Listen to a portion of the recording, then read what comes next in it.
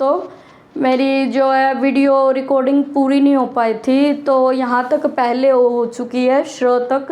तो यहीं से स्टार्ट कर रही हूँ मैं दूसरी वीडियो में। ये दूसरी अपलोड होगी भाई, इसके 2 पार्ट हो जाएंगे, ठीक है। वैसे वीडियो एक ही बनानी थी मुझे, टेक्निकल प्रॉब्लम के कारण क्या हुआ, जो वो है वीडियो मेरी बीच में ही रह गई, ठीक है।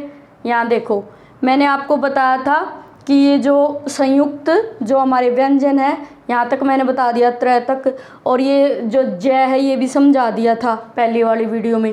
अब हम श्रय श्रमिक, ये जो हमारा इस श से बनता है, सलजम वाले स से, और र, तो ये भी 2 व्यंजन हो गए आधे आधे।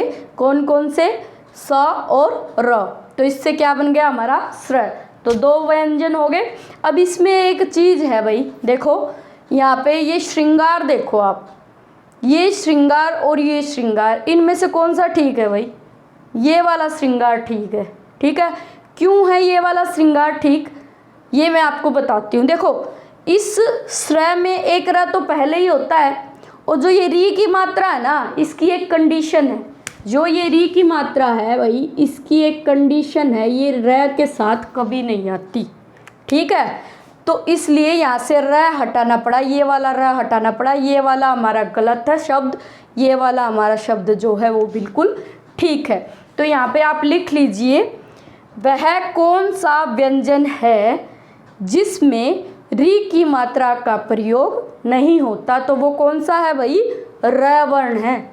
याद रखना, कभी भी र के नीचे री की मात्रा नहीं लगेगी, आप इसको याद करना, ठीक है। कि जो है र के साथ री की मात्रा कभी भी नहीं लगेगी, ये चीज़ आप नोट कर लीजिएगा, इसको लिख लीजिएगा, ठीक है। ये दिख भी रही होगी आपको, और मैंने समझा भी दी है।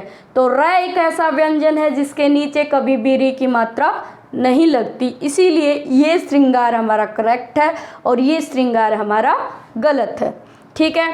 आगे देखो, उत्क्षिप्त व्यंजन। उत्क्षिप्त व्यंजन क्या होते हैं ये बताया था मैंने आपको, परिभाषा भी लिखवा दी थी पिछली क्लास में। इनको द्विगुण व्यंजन भी बोलते हैं। तो इनकी परिभाषा एक बार फिर से लिख लीजिए आप।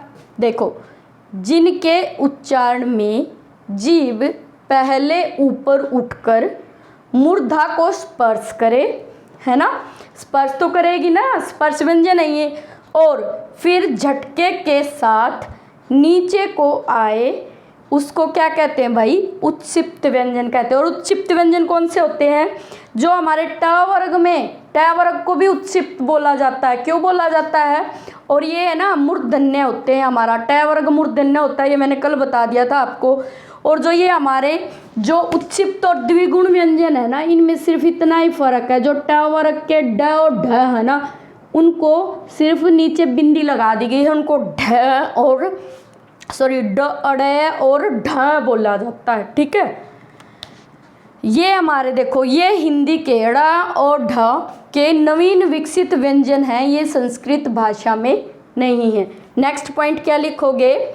जो ये हमारे उत्क्षिप्त या द्विगुण व्यंजन जो हैं, 2 व्यंजन जो हमारे नए जुड़े हैं, ये क्या है? नवीन विकसित व्यंजन है हिंदी के भाई, ये संस्कृत भाषा से नहीं आए। मतलब क्या है? जो हमारी पहली वाली, हमारे जो जितने भी हमारी वर्णमाला है, वो जो वर्ण है हमारे संस्कृत भाषा से यूं के यूं आए हुए हैं, ठीक है, आए हुए हैं ना, उनका तद्भव रूप है ये, हमारी जो संस्कृत का तद्भव रूप ही हमारी हिंदी है ना, हिंदी के शब्द। तो ये जो है याद रखना, कभी भी ये जो 2 वर्ड हैं ये तत्सम शब्दों में नहीं मिलेंगे, ये हमेशा आपको तद्भव शब्दों में मिलेंगे। तत्सम और तद्भव का मतलब आप समझते होंगे। तत्सम शब्द वे होते हैं जो संस्कृत भाषा के यूं हिंदी में प्रयुक्त होते हैं, और तद्भव वो होते हैं जो उनका थोड़ा सा रूप बदल दिया जाता है, जैसे दुग्ध का दूध हो गया, है ना, इस प्रकार से। अब देखो, ये यहाँ तक हो गया आपका उत्क्षिप्त व्यंजन। कौन से होते हैं? ये 2 होते हैं, ठीक है। और इनका जो है उच्चारण स्थान हमेशा क्या होगा? मूर्धा होगा, याद रखना, ठीक है। ये ट वर्ग के अंदर आते हैं, ट वर्ग को भी पूरा हमें मूर्धन्य बोलते हैं, या उत्क्षिप्त वर्ग भी कह देते हैं। नेक्स्ट देखो, बहुत इंपॉर्टेंट है भाई, पंचमाक्षर का उच्चारण। पंचमाक्षर क्या होते हैं? मैंने आपको कल बताया भी था।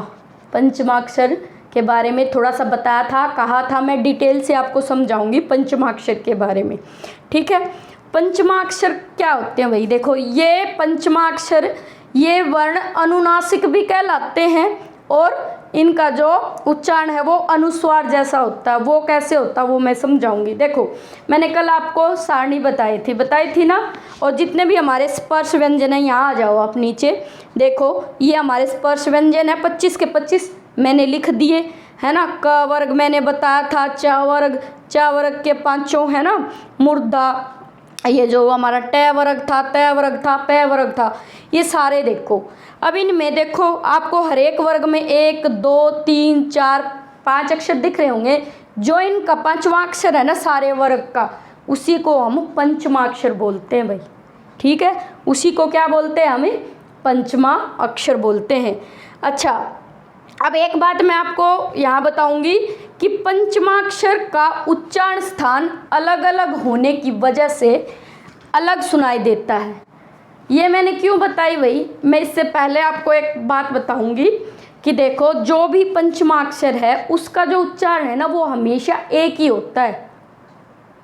कैसे होता है एक, ये देखो, ये आपको शब्द दिख रहे हैं, गंगा, चंचल, कंठ, नंद, संबंध, ये दिख रहे हैं ना। इनमें देखो मैंने हमेशा क्या लगाई हुई है, एक बिंदी लगाई हुई है, सिर्फ अनुस्वार की बिंदी लगाई हुई ना।